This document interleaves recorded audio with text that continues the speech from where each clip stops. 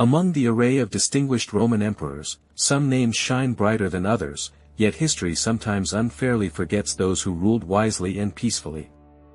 Antoninus Pius is one such ruler, whose period on the throne, though marked by unprecedented stability and prosperity, is now almost erased from collective memory, and the emperor himself is often unjustly relegated to the role of merely a temporary and insignificant ruler. And yet, rare was the sovereign who received such sincere and lavish praise for his impeccable moral character, which earned him the honorary epithet, pious. There is an ancient wisdom that states, "Happy is the nation whose history is not filled with dramatic upheavals, and blessed are the years whose records remain obscure to descendants." Perhaps it was precisely this serenity of Antoninus's reign that led historians describing his era to often not exert sufficient effort for a strict chronological ordering of events. However, thanks to meticulous analysis of preserved coins and ancient inscriptions, which serve as reliable confirmation for scarce written sources, modern researchers have managed to reconstruct the most probable sequence of key moments of his reign, offering us a unique opportunity to look into this amazing, yet little-studied era. The future emperor's life began on September 19, 86 CE, in Lanuvium, a picturesque town located south of majestic Rome. Despite his birthplace, his family's roots were deeply embedded in the soil of southern Gaul, in the city of Nemosis, now known as Nîmes. This noble family, branched into many influential lines, had for centuries held some of the highest and most responsible positions in the vast Roman Empire, playing a key role in its political and social life. Antoninus Pius's grandfather was the first family member to firmly establish himself in public service directly in Rome, paving the way for his family's further advancement. His political career was highly successful. He was honored with the consulship twice. In the tumultuous year 69, he displayed foresight and loyalty by supporting Vespasian in his struggle for the imperial throne, for which he was later amply rewarded with a suffect consulship. Then, under Emperor Domitian, in 85 CE, he again held the position of ordinary consul, which attested to his enduring influence and authority within the empire's highest circles. His childhood years were spent in the modest settlement of Lorium, situated in close proximity to majestic Rome. This place, it appears, left a deep impression on his soul, becoming his true home and a source of attachment. It is not surprising that in later years, already at the helm of the empire, he decided to erect a magnificent palace there, emphasizing the special significance of this corner for himself. Antoninus's family history was shadowed by an early loss. His father passed away at a relatively young age, shortly after holding the honorable position of consul in 89 CE. The burden of his upbringing fell upon his two grandfathers who, it appears, meticulously adhered to the strictest and most traditional canons, tirelessly striving to instill in young Antoninus a spirit of piety, modesty, and genuine simplicity.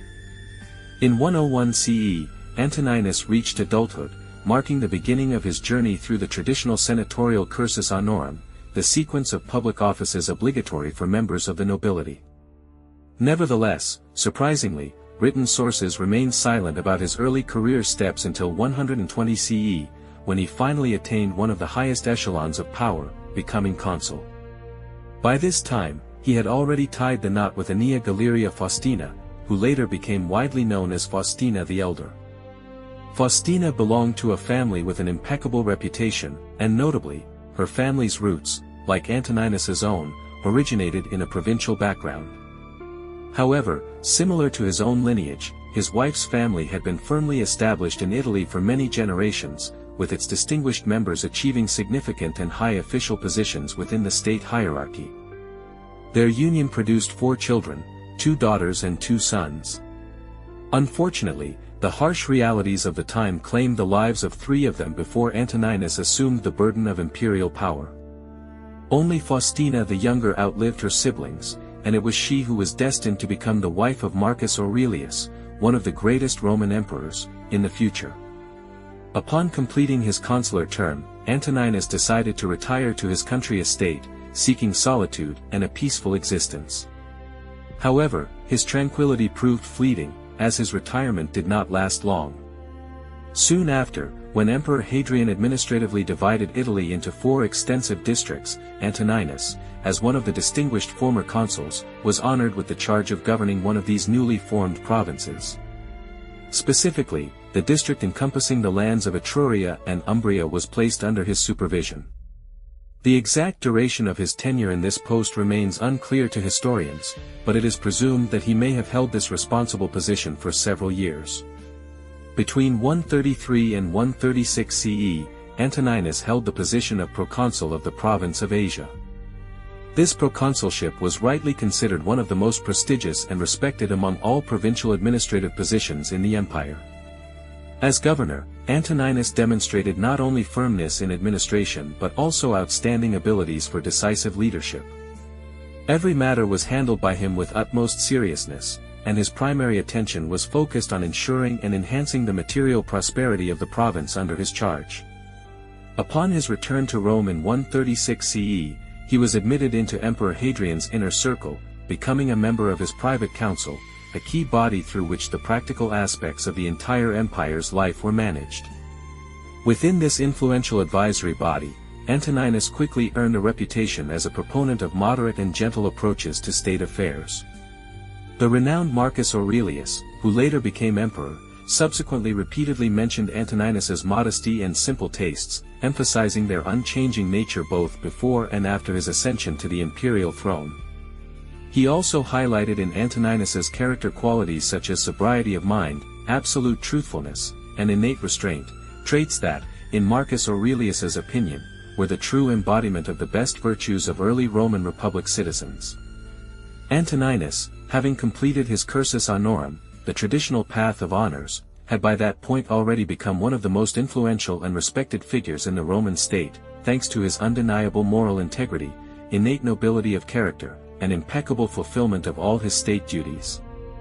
Emperor Hadrian lacked a direct heir among his closest blood relatives, which prompted him to adopt Caionius Commodus, declaring him his official successor and future emperor. However, Caionius died prematurely before Hadrian himself in the ill-fated year 138 CE. Consequently, Hadrian found himself in urgent need of a person enjoying widespread popular support and possessing significant experience in state governance, capable of immediately assuming the reins of imperial power. Quite predictably, Hadrian's gaze turned to Antoninus, who fully met both of these critically important requirements. When Hadrian extended to Antoninus the offer of adoption and subsequent ascension to the imperial throne of Rome, the latter spent some time in deep contemplation, recognizing the colossal significance and responsibility of the proposition. After thorough and comprehensive deliberation, Antoninus agreed to accept this high honor, and the adoption procedure was officially completed on February 25, 138 CE. Nevertheless, the adoption proposed by Hadrian contained one, yet very significant, precondition.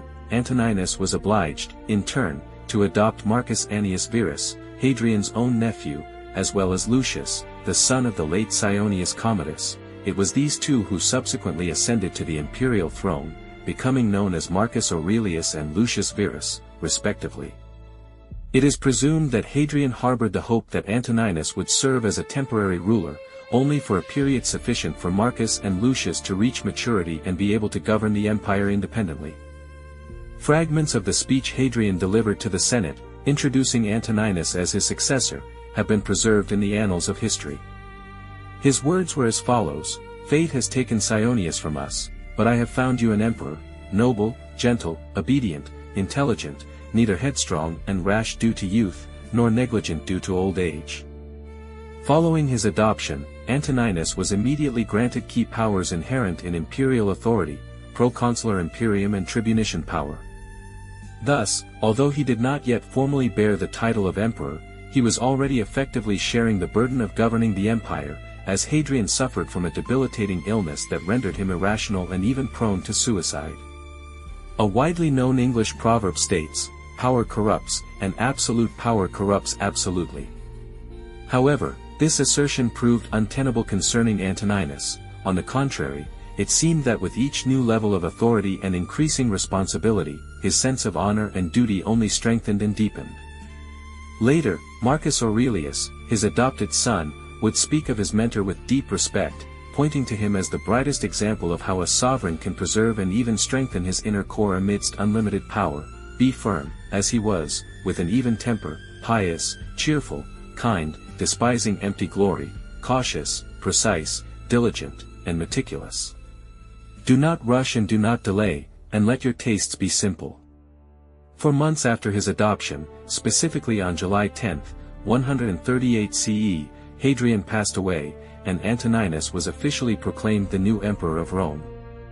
Hadrian had acquired many adversaries in the Senate during his lifetime, partly due to his continuous travels and clear preference for provincial matters over the interests of the imperial city itself.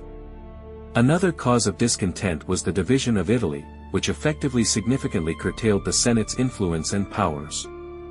Furthermore, his unpredictable and at times irrational behavior in the final months of his life only exacerbated his isolation and alienated potential supporters. However, Antoninus considered it his sacred duty to restore the good name and legacy of his adoptive father. He immediately took steps toward reconciliation with the Senate. A significant portion of Hadrian's decrees were annulled, and senators previously condemned by Hadrian's verdicts received pardon.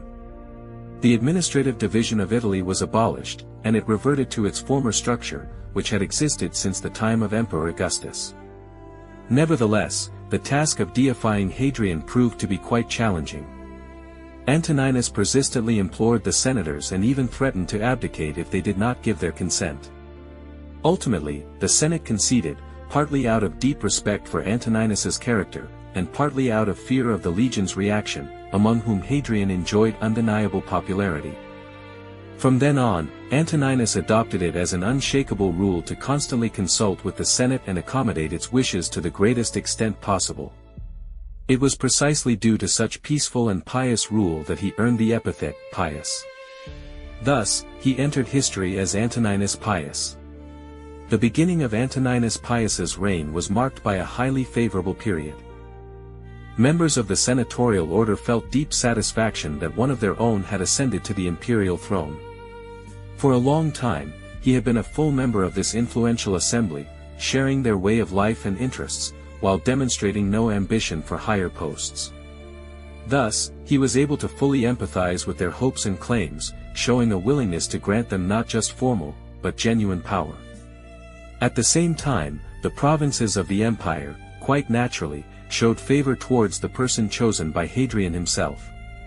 Emperor Hadrian, undoubtedly, enjoyed immense popularity among the inhabitants of the provinces, as during his reign he undertook numerous journeys, visiting practically all corners of the vast empire. Emperor Antoninus Pius held the consular office in 139 and 140 CE. In the latter year, he performed these duties jointly with his adopted son, Marcus Aurelius, who was 19 years old at the time. Approximately during the same period, Marcus Aurelius was betrothed to Faustina the Younger, Antoninus's own daughter. Around 140 CE, certain disturbances arose in Britain. However, regrettably, the written sources at our disposal do not provide detailed information about these events. Despite this, the ancient Greek geographer and traveler Pausanias asserts in his works that the Brigantes tribe, residing in Britain, invaded Roman territory, leading to the loss of a significant portion of their ancestral lands. The Brigantes tribe lived north of Hadrian's Wall, and in response to the situation, Roman authorities erected a new turf defensive structure, the Antonine Wall, whose construction was carried out approximately between 140 and 145 CE. Concurrently with these events, clashes unfolded on the empire's borders with Germanic tribes inhabiting the Rhine coast. The details of this border conflict remain unclear to historians, but it appears the local governor successfully managed the challenge using only the military contingent stationed in that province. In the third year of his reign, Emperor Antoninus Pius suffered a profound personal sorrow. His wife, Faustina, passed away. Deeply shaken by this loss, Antoninus undertook a series of significant steps to immortalize his late wife's memory. At his initiative, the Senate recognized Faustina as divine, and in her honor, a magnificent honorary column was erected, whose base, fortunately, has survived to this day. On the preserved pedestal of this column, a relief is clearly visible, depicting Faustina being carried to the heavens by a winged figure, symbolizing her apotheosis, her deification. Furthermore, solemn games were regularly held in her honor, and a special temple was built for her cult, becoming a place of worship. In 147 CE, a joyous event occurred in Marcus Aurelius's family, the birth of his first child, a daughter. To commemorate this event, Antoninus Pius bestowed exceptional honors upon Marcus Aurelius, granting him tribunician power and proconsular imperium outside the city of Rome. These powers effectively affirmed his status as co-emperor, providing him with broad governmental prerogatives. However, it is worth noting that he received the full title of Augustus only much later, in 161 CE. Notably, at the same time, Marcus's wife and Antoninus's own daughter, bearing the same name, Faustina, was honored with the title of Augusta. The year 147 CE held special significance, as it marked the 900th anniversary of the city's founding, and Emperor Antoninus Pius ensured that this momentous occasion was celebrated with all due splendor and magnificence. In the following year, 148, Antoninus celebrated another important date, his 10th anniversary on the imperial throne. In honor of this jubilee, grand games were organized in the capital. Coins minted in subsequent years depict elephants and lions, convincingly indicating that these exotic animals were a notable part of those magnificent spectacles. These first 10 years of Antoninus's reign were generally characterized by a period of quiet prosperity and relative peace throughout the vast empire, despite some localized difficulties in regions such as Britain and Germany. However, this period of relative tranquility was abruptly interrupted in 152 CE when a powerful earthquake devastated western Anatolia. Large urban centers such as Smyrna, Ephesus, and further north, Cyzicus and Bithynia, were reduced to ruins, fundamentally altering the very topography of the landscape. In response to this widespread destruction, Marcus Aurelius was entrusted with the crucial task of overseeing extensive reconstruction efforts. The presence of several new buildings dating from this period serves as tangible evidence of their role in this monumental restoration project. It is worth noting that a separate seismic event had already inflicted significant damage to the region's infrastructure, particularly its roads, just a few years earlier. The province of Mauritania, with its sparse population and rugged mountainous landscape, had always been a territory where order was difficult to maintain. By 152 CE, the situation there had become truly unbearable.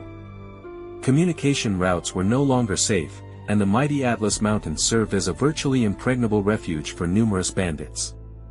In response to this, a large-scale military undertaking was planned, aimed at subduing both the bandits and the warlike nomadic tribes inhabiting the region. Roman legions successfully pushed the Mauritanian tribes westward, toward the Atlantic coast. Soon after these events, possibly as early as 153 CE, a powerful revolt erupted in Egypt, during which the prefect of that province was killed amidst the unrest. Our two most important sources covering this period of history, namely John Malalas and Elias Aristides, unanimously assert that Emperor Antoninus himself traveled to Egypt to personally resolve the situation. A widespread misconception regarding Antoninus Pius is that he supposedly never left Italy throughout his entire reign. This erroneous belief originates from the works of Capitolinus, contained within the Historia Augusta. However, the Historia Augusta is, at best, a highly unreliable source, and at worst, overtly erroneous. Consequently, we must proceed from the assumption that the emperor personally took measures to quell this unrest. It was entirely logical for Antoninus to go to Egypt himself, as Roman emperors were extremely reluctant to permit the presence of any high-ranking Roman in this strategically vital province. Antoninus successfully suppressed the revolt that had erupted in Egypt, after which his path led to Antioch, located in Syria. On the eastern frontiers of the Roman Empire, tension was once again mounting, emanating from the Parthian Empire. The royal throne of Parthia had been taken as a war trophy during Emperor Trajan's campaigns, several decades before the events being described. The Parthians put forth a demand for the return of this symbol of power, but Antoninus categorically rejected their claims. In response, the Parthian king invaded Armenia. It should be noted that the Armenian king had passed away early in Antoninus's reign, and it was for this reason that the emperor had enthroned a new monarch of Armenia. When Antoninus demanded that the Parthians withdraw their troops from Armenian territory, they had no choice but to obey, as otherwise, they faced a full-scale war with Rome. the Parthian army was unable to withstand the might of the Roman legions. Many magnificent structures located in the eastern provinces date precisely from this period. Presumably, their construction was initiated during Antoninus's personal visit to these lands. In 157 CE, the emperor made his return to the Eternal City. Soon after his return, a rebellion erupted in Dacia. However, it was successfully quelled by Statius Priscus, the governor of that province. As a result of this unrest, Dacia underwent administrative transformations and was reorganized into 3 new districts. Historical information concerning the later years of Antoninus Pius's reign is quite sparse. His vigorous military and political activity throughout all parts of the empire granted him a period of appeasement in the concluding stages of his life. The emperor's advanced age removed any desire to actively intervene in matters extending beyond the usual routine of state duties within Rome itself. At the age of 74, Emperor Antoninus Pius departed this world, dying on March 7, 161 CE, at his villa located in Lorium. His reign was surpassed in length only by Augustus, which attested to the extraordinary stability and longevity of his time in power. If his mission was to serve as a transitional figure, intended to prepare Marcus Aurelius and Lucius Verus for the burden of imperial power, then he undoubtedly succeeded in this. However, his longevity likely exceeded all expectations of Emperor Hadrian, who perhaps anticipated a shorter reign. Nevertheless, by the time of his passing, his adopted sons were entirely ready to assume the colossal responsibility of governing the enormous empire.